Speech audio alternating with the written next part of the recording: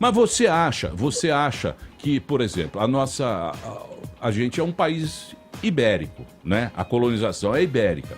Você acha que dá para mudar para um pensamento da Holanda, um pensamento... É difícil, cara. Depende de nós.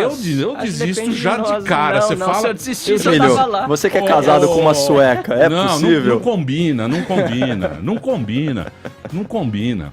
Porque é o seguinte, é complicado aqui no Brasil. Isso tá muito... né? O Brasil parece dois países, né? Dá para usar um exemplo recente, eu até queria que o deputado comentasse, que foi a questão do... o Marcel, então, que é a questão do leite, né? Da tarifa do leite, na verdade, que rolou essa...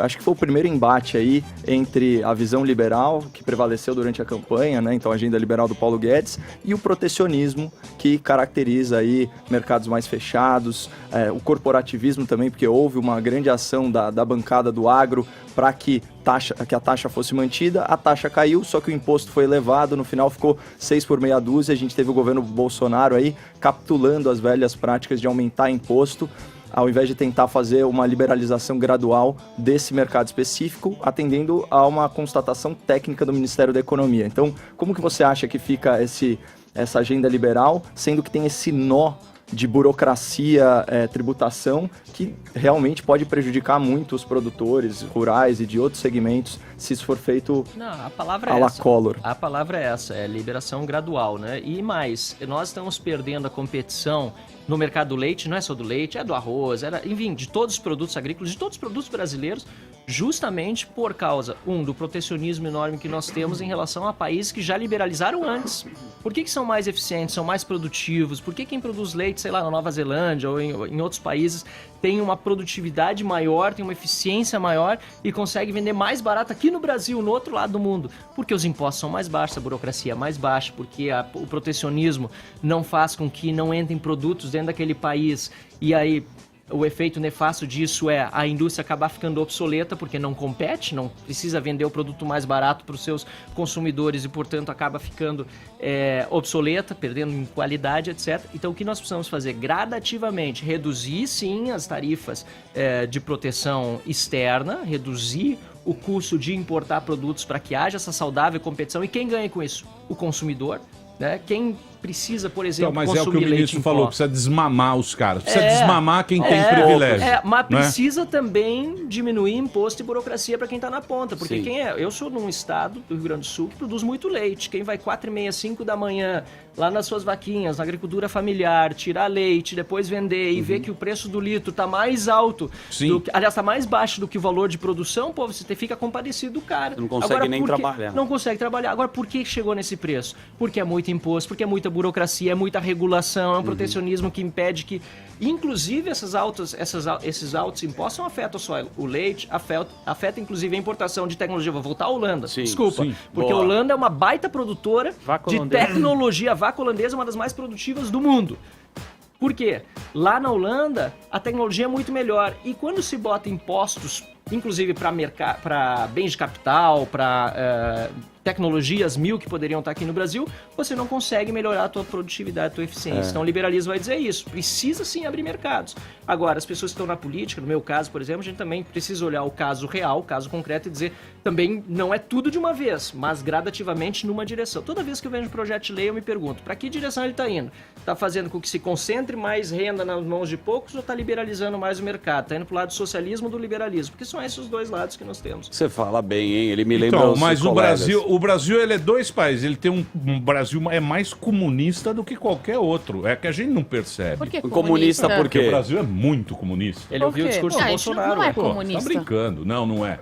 O próprio Bolsonaro abriu as pernas. Não, mas de fato, assim, a Constituição brasileira é extremamente socialista. A Constituição brasileira... E ela é então, que funda o que é a as Constituição? relações jurídicas do A Estado. Constituição brasileira é a regra A do jogo. Constituição é comunista, Exato. o país é feudalista. Não, então... Perfeito. A Constituição... Capitanias bagunça. hereditárias, não, federalismo, é Estado unitário, cara- em vez de baixo para cima, de cima para baixo. Isso, pro cara ter uma noção, a Constituição é a regra do jogo.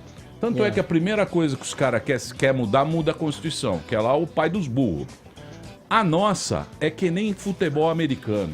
O futebol americano a gente não entende, porque cada jogada tem 3 regras. É um inferno. É desgraça. É um esporte desgraçado que você não Nunca consegue tentei entender. mas gostaria.